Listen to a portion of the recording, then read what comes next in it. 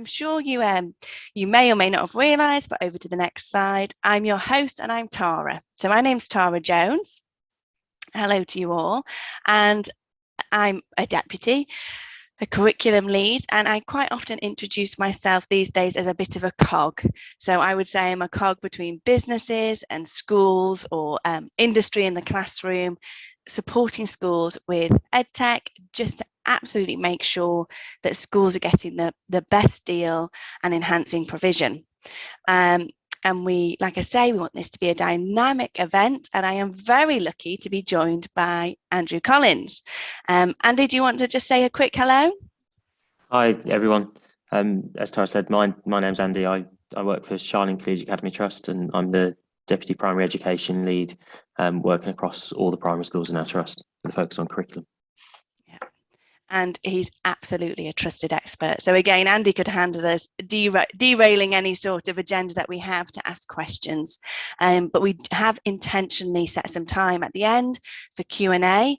And those of you who came forward with questions in advance of today's webinar, we've made sure that the content is covering and answering your questions. We did have one or two of you as well say, hey, look, I'm new to history subject leadership. I'd like some guidance, I'd like some support, I want to increase and enhance my knowledge, and we can most certainly help with that. We've got some great experience here between us, and our priority, we're providing you with an event that supports the much needed work you're doing in schools with young people. And we get it, we know how time poor you are, so we hope to provide you a really useful session, some quality resources, some prep for Offstead, and even some lessons that you could take away and you could teach in class tomorrow. So Offstead, I don't think we could really ignore the updates yesterday, of course. Offstead published their 5-year strategy, 2022 to 2027, which feels very, very far into the future, but as we know in education, those 5 years can go quickly. Huge increase on early years in education as part of the new 5-year strategy. I think that we'll all welcome that to address the devastating impact of the pandemic on some of our youngest children. And we could have a big conversation here, and we could come back to that. But I would encourage you, particularly anyone new to subject leadership, keep your eye whenever a new documentation comes out, that you usually follow up some really great blogs from Ofsted, good content on Edu Twitter. You'll see that people are responding and talking, and if you start looking, there is a lot of support out there for you. And I want to start with some of that support that's come from Ofsted of late. It was late March now, actually. They did a webinar in response to the EIF update. So the Education Inspection Framework, okay, let's unpick a little bit of that. Though it was super content actually in this primary webinar, and it was free and very helpful and refreshing, I think, to see Ofsted with this sort of new initiative in the EIF. I think next slide, if that's okay, please, Andy. Thank you. The collective message that came through as they were sharing the updates, the inspection framework, were really clear. There's a drive and a push from Ofsted to reduce stress around inspection, which perhaps seems a lot easier said than done. I'm looking to Andy Collins there, facial expression, see if he's giving anything away. But it was very clear that Ofsted want to be more transparent, and they talked about the fact, the framework is there online, blogs are there. You heard the Director of Education saying, nothing is hidden, it's out there. All the information you need is available, and a message was very clear. Don't do things just for us. We want to know your children. We want to see your school in action. And crucially and importantly, inspectors will always focus on the pupils. What do they know? What do they remember? And what do they do?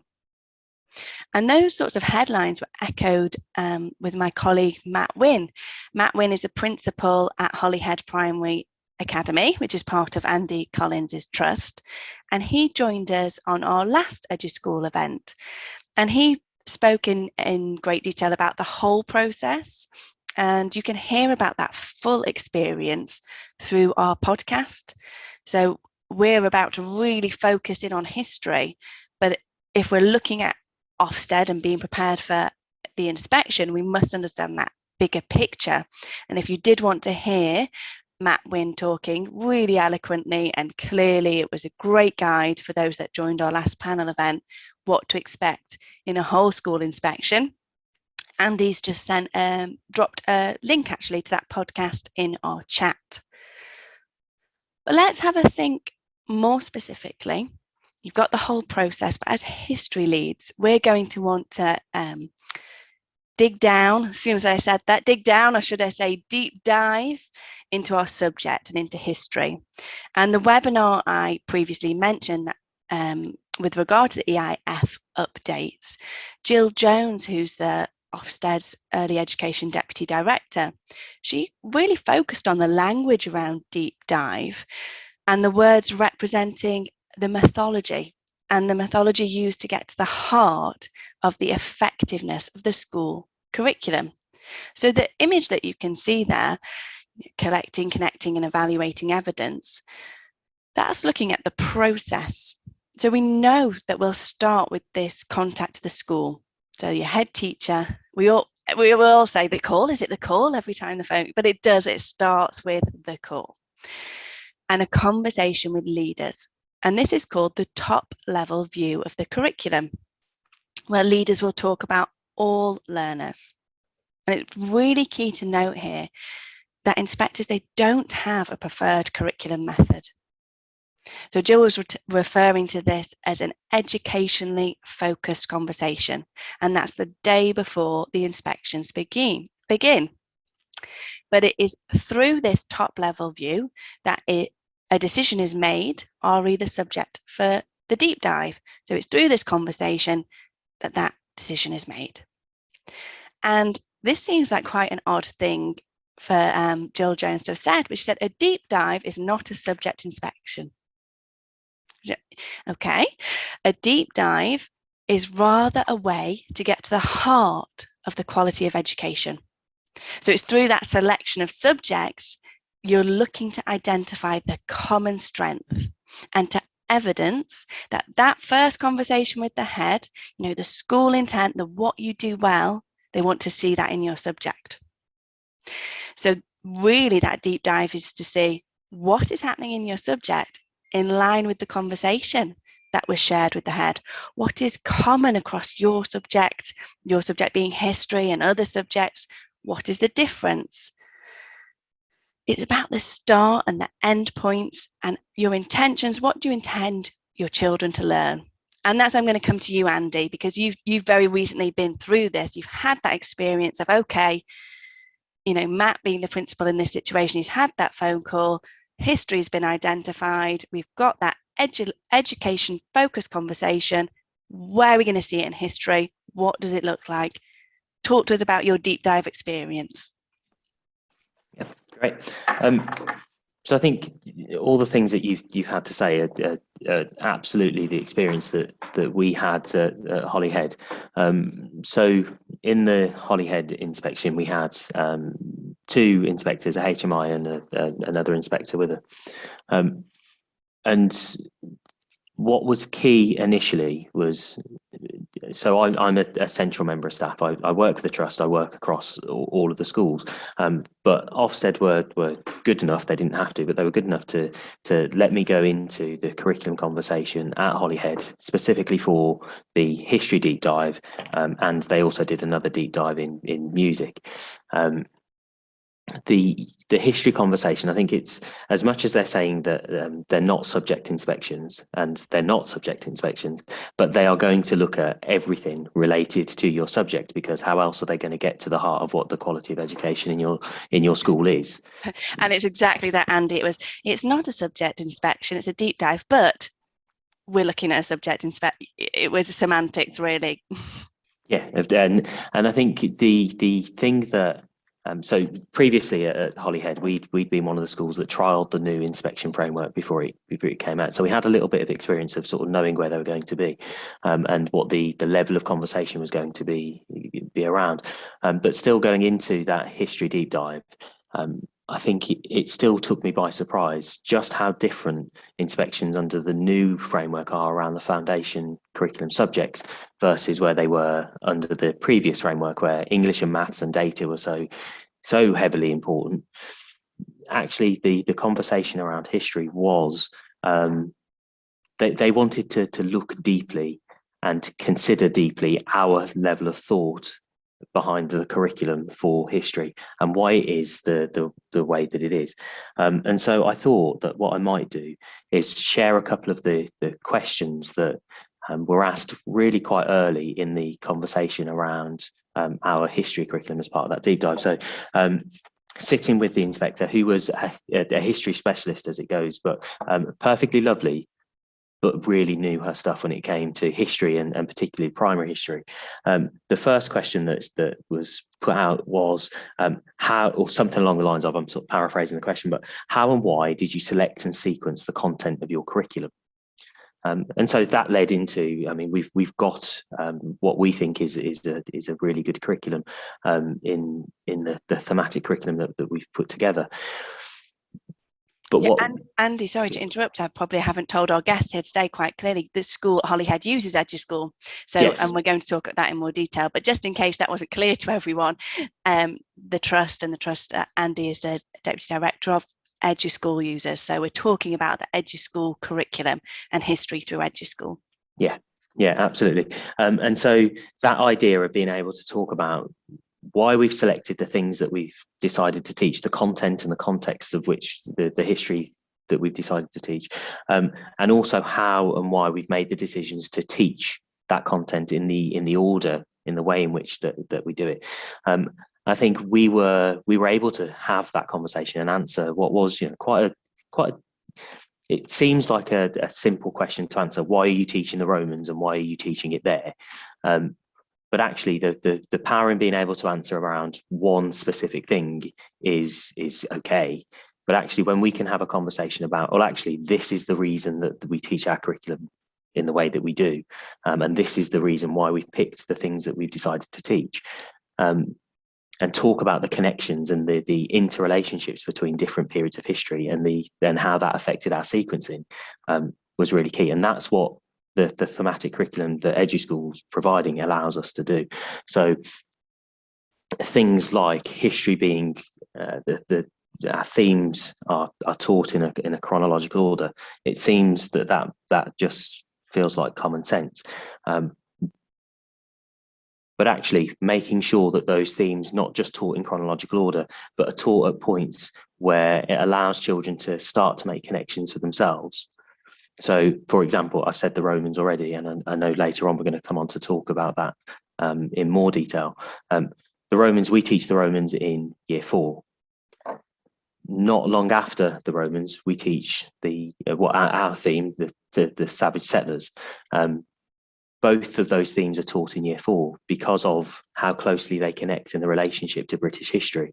And by having those themes together and leaving some threads dangling from the Romans theme that then connect to some of the things that we then pick up in savage settlers around the Saxons and the Vikings, we're encouraging children to make connections, but then we're also supporting our teachers through the resources and the sort of overview mapping and curriculum planning to not only spot those connections, to know how to tie some of those threads together and how to get children to make those connections, not just in the moment of delivering that one particular lesson or explore, but over time.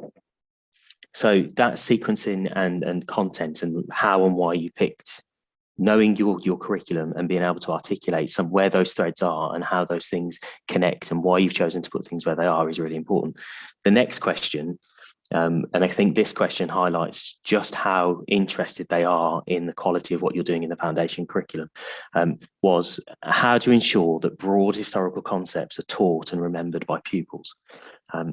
And so knowing the national curriculum for the history, my initial thought was to go to what they talk about in terms of historical concepts, things like continuity and change, and significance, interpretation, those sorts of things. And so I started the spiel about how we deliver that through our curriculum.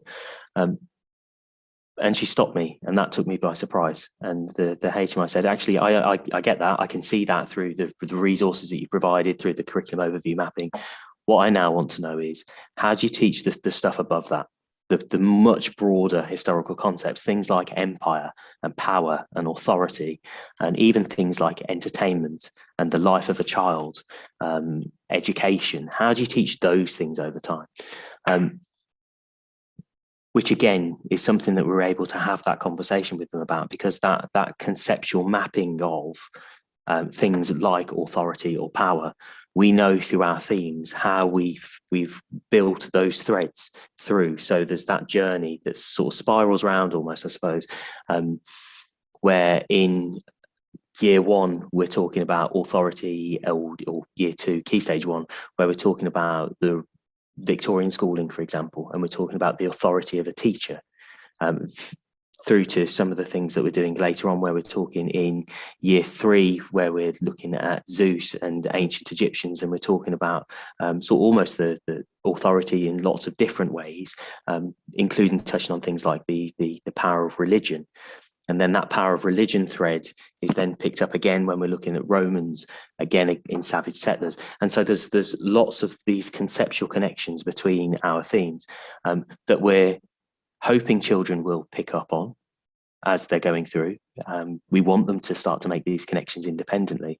But then what we're also doing is making sure that we're providing through the curriculum overview mapping, the notes, the resources, all of those things, we're providing lots of guidance to our teachers to be able to make these connections themselves and make connections for the children.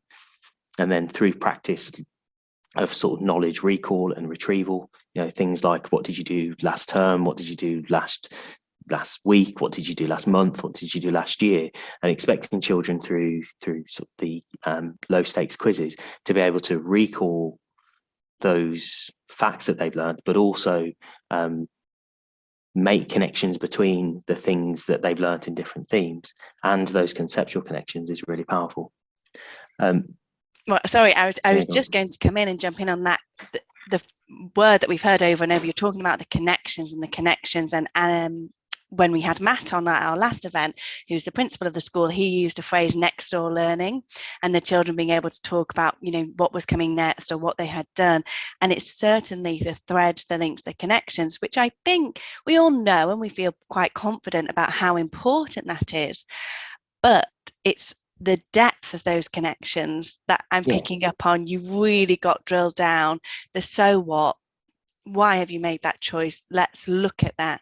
Now, we have had somebody just ask in the chat, and I'm going to come back to Andy. Obviously, you're incredibly experienced as a curriculum lead and as a history lead.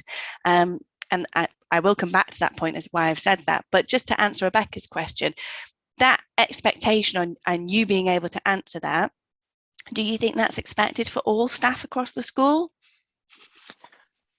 So I think it was interesting listening to or sort of watching how the inspection progressed. So obviously at the beginning there was the discussion with Matt, who's the principal of the school, who shared his thoughts on where things are. The conversation with me in this instance, I was operating as the history lead, talking them through with a member of the school staff. And if you see on the screen here, this is the Offstead sort of diagram. We're talking here about the curriculum content sequencing with the relevant subject leader. So we're here at sort of the second point, and then the inspection does progress. One of the other things that they did in the inspection, though, was they did have a conversation with a group of teachers about our curriculum, not just history. It was sort of all of the deep dive subjects that they were looking at, and where they weren't necessarily expecting all of the school staff to be able to answer at the level of detail that the subject leader needed to be able to answer those questions. What they did want to see is that everybody was singing from the same hymn sheet. They're not expecting a class teacher to be able to say what I've just said in response to those questions, because that's not their job. They're not supposed to, but they are supposed to know that it's their job to make connections. And the way in which they're making these connections are by using this resource and this resource, or this overview and that overview, to make these connections. And that our ways of working, they're able to tell them how those operate in their classroom. They're not going to necessarily give a whole school big picture view of a subject, but they should be able to talk about some of the things that I've spoken about in relation to their practice in their classroom. Brilliant. Thank you, Andy. I'm going to take a look now at history subject leads. And this was Dan Lambert from Offstead was discussing sort of the expectations for a history subject lead. And it was really interesting because you noted that you were brought in, and so there was yourself as the trust curriculum lead was brought in to the conversation, which turned out to be, you know, a really deep and at times challenging conversation.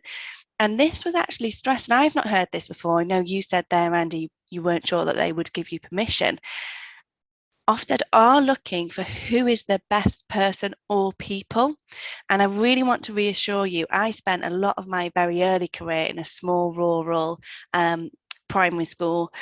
And I often had several subjects I was leading, and we'd bring on newly qualified teachers into the smaller team. And it was absolutely done in collaboration, that subject leadership.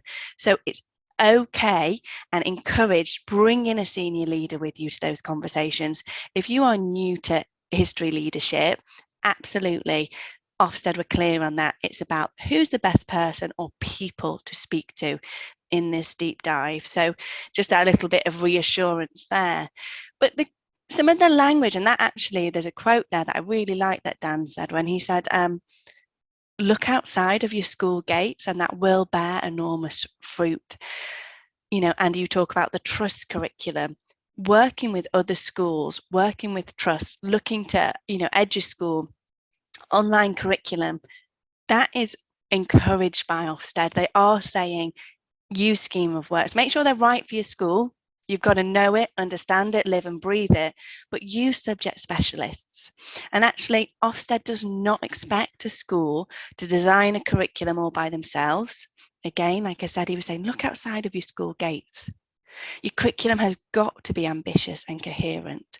But as a subject specialist, a subject lead, sorry, you don't have to be that specialist. You don't need to be degree level. I mean, Andy, it's funny that you said the inspector that came up happened to be a history specialist with a degree level, very clued up. That isn't the expectation. Can you lead the subject well? Okay, evidence you can lead and develop that subject. You must have that overview of your curriculum, early years through to year 6, you know, reception through to year 6. But, you know, we will look at any school or leadership team will say, how are the senior leaders supporting you as the subject leader? How are they supporting you with your subject specialism? You know, joining clusters, associations, working with other schools. Subject leaders, senior leaders, share the conversation, share the journey, and look out for that support. I did recently work with one school that had been through an inspection, and they were asked, you've got newly qualified and early career teachers, I should say early career, shouldn't I? Early career teachers in your school. How are you supporting them with subject knowledge? You know, the specialism within a subject, you've got to look for that and look broadly and see where you can have that support, which is where a curriculum such as what's in eduu.schoool can really help with that support. The documentation is there to turn to, and the work has been done by subject specialists. So it's just that awareness as, yes, you're the history subject lead, as many of you have said you are in the chat. A lot of you very interestingly saying we're doing history and geography. So you're almost certainly going to end up in in a deep dive conversation. Where can you look to support? Have you got clusters? Are you working with the History Association? Can you look to schemes, online platforms such as eduu.schoool, and how can they support you? And that's exactly what we would love to bring you into our team and our community. And if at this point you're thinking, I would love to spend some more time with Tara, with Andy, and get to know eduu.schoool, I know my colleague Andy at eduu.schoool is setting up lots of demos. We've had some people already send a message I've seen to ask to know more about eduu.schoool. come and join us. Let's have more of a chat and see how we can help you. So I'm sure Andy can reach out to you and see if you want to get booked in on a demo. But until then, let's continue. I hope you're finding this supportive. I find I learn so much whenever I speak to other members who have recently been through an Ofsted. Gold dust hearing from an experience firsthand. But a reminder, if you do have questions, please bring them up. Speaking of questions, let's take a look at some more. Let's look at a few Offstead questions and consider again, what's this going to look like? You know, how are we going to support you in being Offstead ready? And my take, reading current Offstead guidance, watching that webinar, is no one's trying to catch you out, but everything absolutely must be very carefully linked. You know, and you've got to really have seen and meticulously made, recognized, and be in a position to articulate the links that you've made through and across your curriculum. Andy, I think, the two Andys, my Andy at eduu.school, are we able to drop those questions into the chat so that everybody can have a shared example of those Offstead questions, because I know that they will be super useful. So what we have at the top there, we have examples of, oh, there we go. Let us know if you can't access them, but I believe Andy's dropped them in, so you can have these questions to take away as well. At the top there, we've got the meeting with the leader. So that's the conversation that we had, sort of, Andy was telling us about there, Andy Collins, an example of the type of questions he was asked by the inspector. But you'll see here, we've also included meetings with staff after lessons, and that's really key. If you think back to that journey and that image of the whole inspection and the inspection journey. So we've answered that first question. Someone else has got all the questions and they can see them. That is great. So we'd probably quite like to work through them all, but I've highlighted one that I know we regularly see Ofsted really sort of drilling in on with history, and that's chronology. So the question that you were asked, Andy, you were asked how you can ensure chronology is taught and understood by children. And I've had lots of experience going into schools, and I think I'm sure many of us have been in or have seen it. We can often see chronology sometimes as wall space or these huge timelines in the playground or posters, but if you talk to the children, it's have they understood the chronology. And I think it was key. How is it taught, but how is it understood by children? So would you mind telling us a little bit about how you were able to explain that to the inspector? And at this point, eduu.school, Andy, shall we perhaps pull up the platform and have a little look at some of the timelines and how we do teach chronology in eduu.school, as Andy explains. Thanks, Andy. Yeah, no problem. So I think chronology is an interesting one, because I think certainly going back 6 or 7 years with inspections, any conversations around the foundation subjects were limited largely anyway. And when you did get onto something like chronology, having a broad conversation about timelines probably got you through most of that. That's not the case for a history deep dive. When we're talking about chronology, they weren't talking about timelines and wanting to see timelines, although obviously that's part of the way in which we're going to talk about chronology. What they were really talking about was the historical concept of chronology, and really getting to grips with not just how do children understand a sort of a period of time. So if for example, again, the Romans, how there was a significant conversation around how do you ensure that children understand the period of history in which you're teaching through the theme of the Romans or through the savage settlers or whichever theme it is that we're looking at. That was important, and so we're able to give some examples of the sorts of things that we do in lessons to support the conversation around chronology within a theme. And that might be things like early doors in lots of themes, right from sort of lower key stage 2 probably being the point in which we start this, doing actual physical timelines. They're getting up with their little piece, their key date for their timeline, and standing in the playground at a certain point, and you end up with whatever you end up with depending on what it is that you're doing.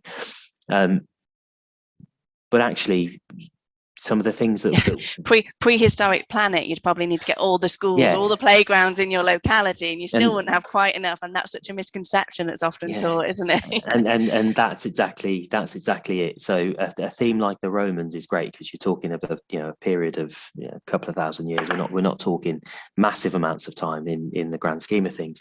But prehistoric planet, the period where we're looking at the Stone Age to the Iron Age in year 3, one of the big things, and this is where sort of linking back to the earlier conversation, everything that I'd said or that we'd said as a team in the history lead conversation, that was all checked. It wasn't that they were going around asking, so and so said this, is that the case? They checked subtly. So they checked through the conversations that they had with teachers around things like the essential skills or the essential knowledge. They asked questions about chronology to the teachers, but they asked questions about chronology to the kids. And so they'd go to year 4 and talk to them about the Romans, and they'd expect them to be able to talk about the chronology of the Roman period.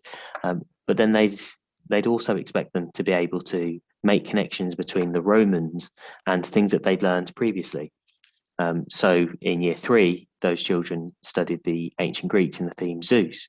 And so one of the things that we talk about to support children's understanding of chronology is this idea of people, place and time working together in sort of a triangle.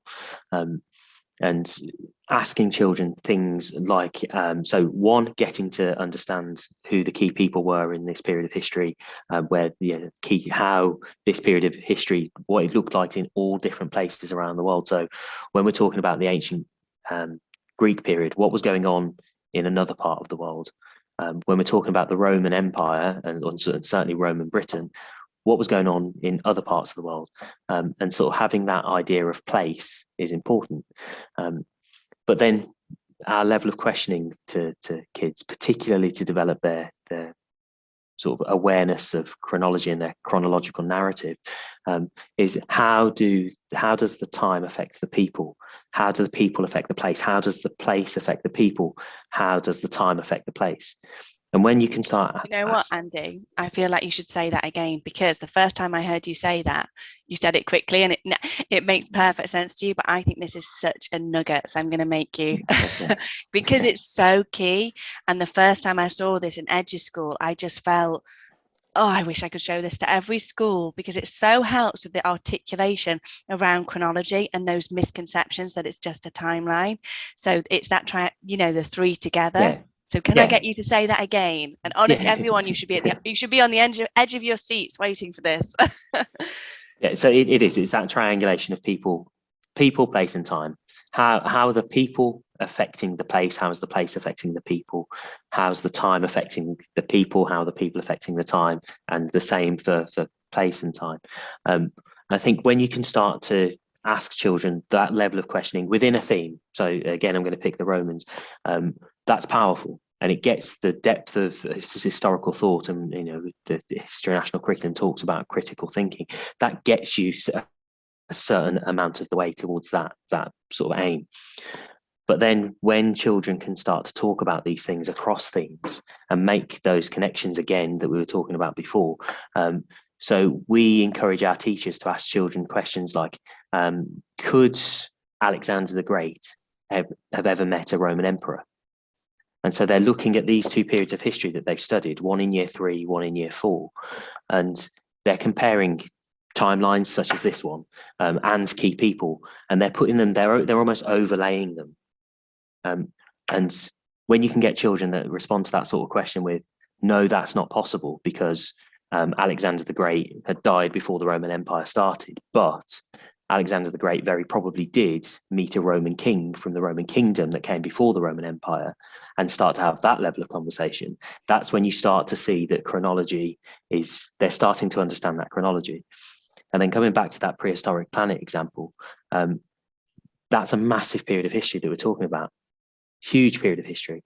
And what we found in sort of previous years, going back a few years now, children didn't understand that actually the prehistoric planet to them was a couple of thousand years, in the same way that the Romans was a couple of thousand years, and the Victorians was, even though only a couple of hundred years, we were talking about a couple of thousand years. And actually them understanding that difference between, in this time period, we're talking about, this is a really significant gap. So doing that timeline and getting out in the playground and almost going all the way down the other end of the field, and understanding that this is the difference in time versus what we're doing up in year 5 or year 6 with sort of World War II and the Victorians and those things. And then the other thing for us in terms of the chronology is that the sequencing of the curriculum. We all know in Key Stage 1 it's really important that actually when we're talking about history, we're talking about things within living memory, things just beyond living memory. But as we move out of Key Stage 1 and into lower Key Stage 2, actually teaching things in that chronological order helps, because over time, what children are able to do is they're able to add the next piece to their sort of big timeline that they're creating over a period of 4 or 5 years. And then understanding, as I say, that the differences in the time periods that we're talking, and then making some of those connections is a really powerful way of establishing a good chronological narrative. Yeah. It's absolutely, I think you've answered the question there and more.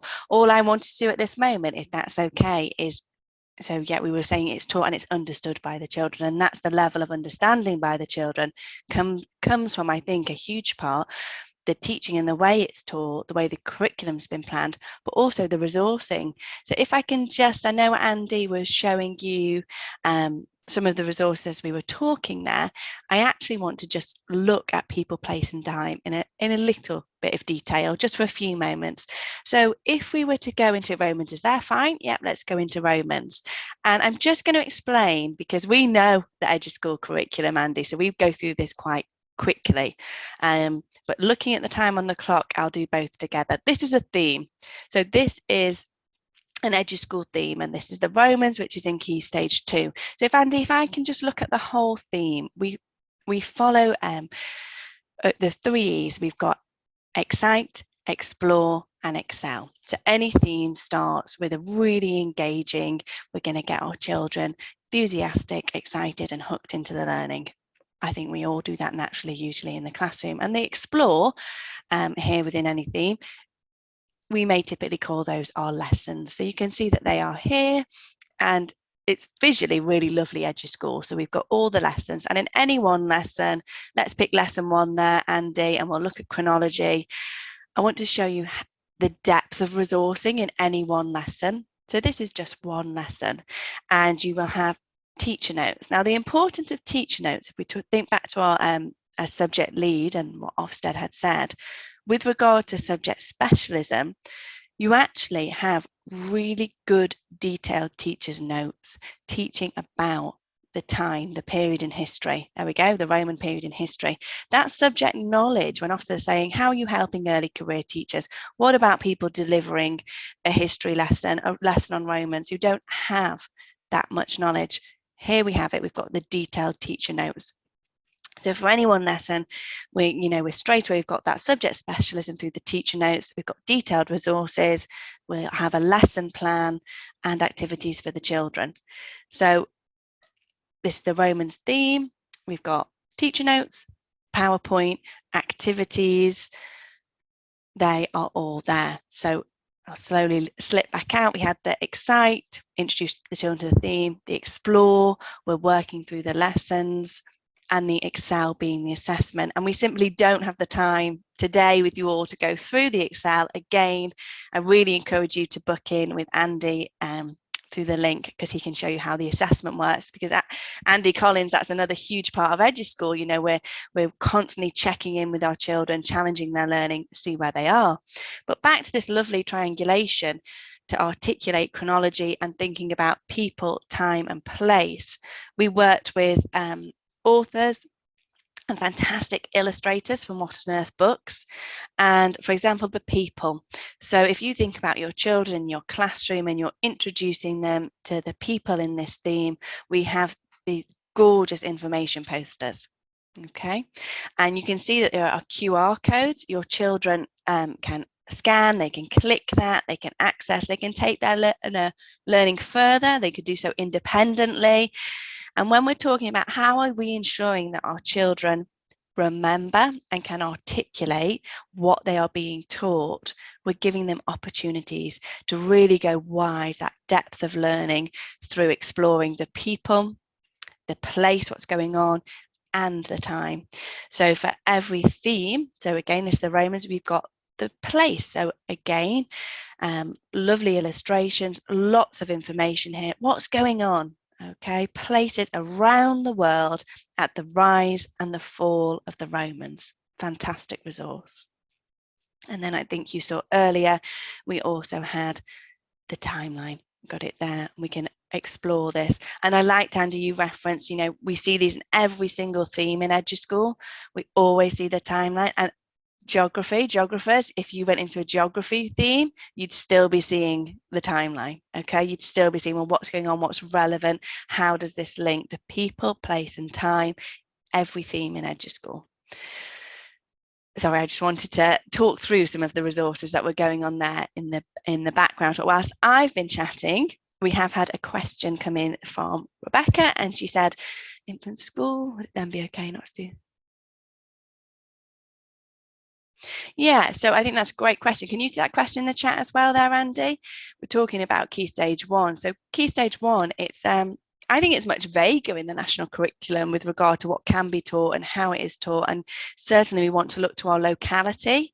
And we very often say with eduu.school, we're going to give you a really great curriculum, but you enhance that and you make it work for your locality, your area. You want to look to your local history. I think that's key and important. Andy, you look like you're about to jump in and add to that comment. Yeah, I think the key thing for history at Key Stage 1, the two words that I use a lot with our teachers is it has to be relevant and it has to be relatable. And I think trying to talk to 5, 6, 7-year-olds about something that's happened however many hundreds of years ago, even thousands of years ago, it's pointless. Actually doing things, so our year 1 curriculum is things within living memory, so up to something that grandparents might be able to remember, but we don't go any further than that. In year 2 we generally push back to about the Victorian period. We do a Victorian school day, for example, but we don't go back much further than that, and everything that we do is comparable to something that the children themselves have a lived experience of. So like the Victorian school day, they live and breathe school every day. So we do a comparison between what school was like in the Victorian times versus today, but we don't go any further than that, other than to say that actually in a couple of the themes we do go a bit further back, not necessarily for the history, but for British values, for example, and why our country is the way that it is. So in the United theme that will be on eduu.school, we do go back a bit further, not necessarily for the history, but for other learning that the history supports. Yeah, super. I hope that answers your question there, Rebecca. And I do believe we actually have an example Key Stage 1 lesson to share, which is Blast from the Past, which again, we're talking about grandparents, living memory, shared experience, conversations that the children are able to have in Key Stage 1. So that's a Key Stage 1 lesson we want to share with you.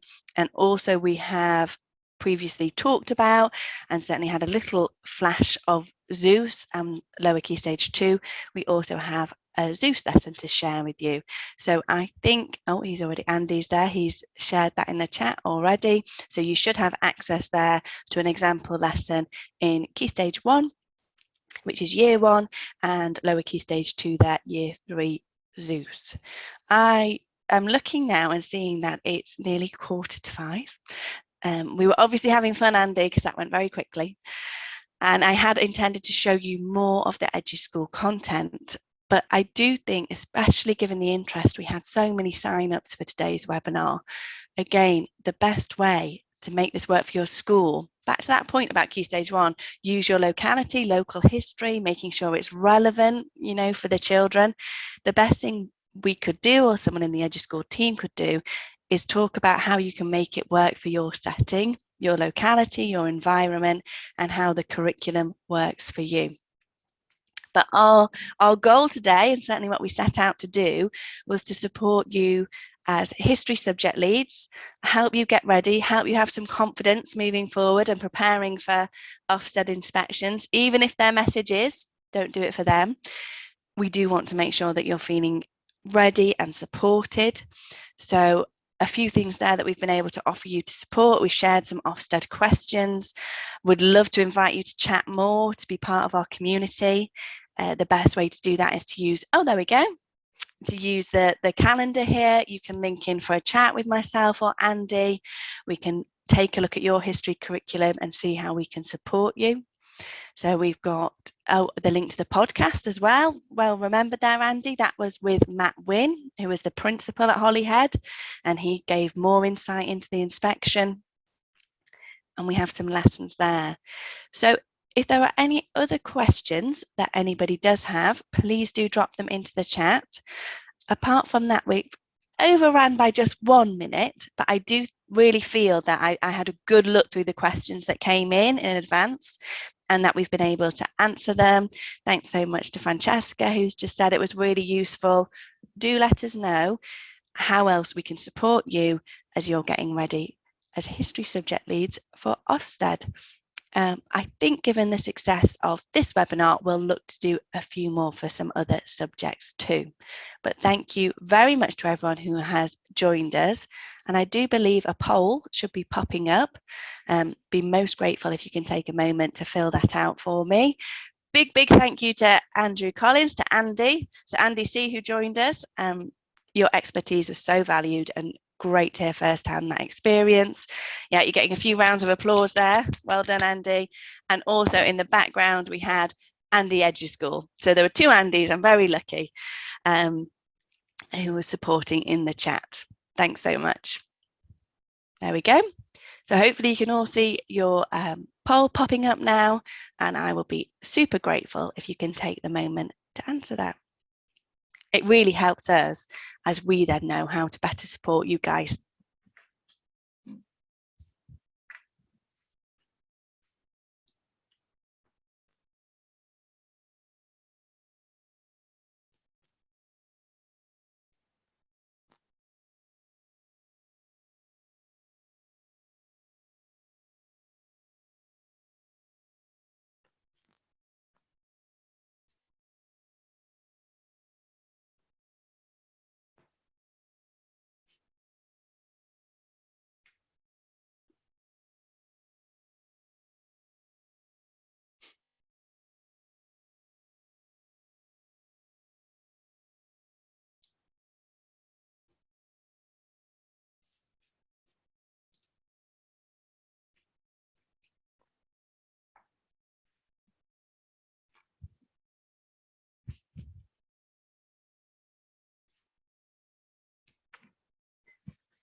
And for those of you that are still here at the moment, we've got the link there to Calendly.